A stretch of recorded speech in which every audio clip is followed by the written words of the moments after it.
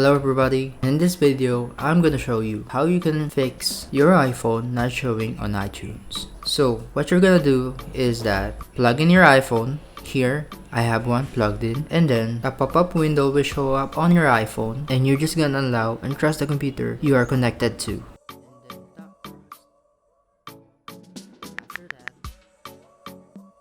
After that, if it's still not showing like mine here, what I'm gonna do is that I'm just gonna unplug the cable that is connecting my iPhone to this computer. So I'm just gonna unplug it. Here you're gonna see the file explorer close because of my iPhone being unplugged. There. So I'm just gonna plug in again.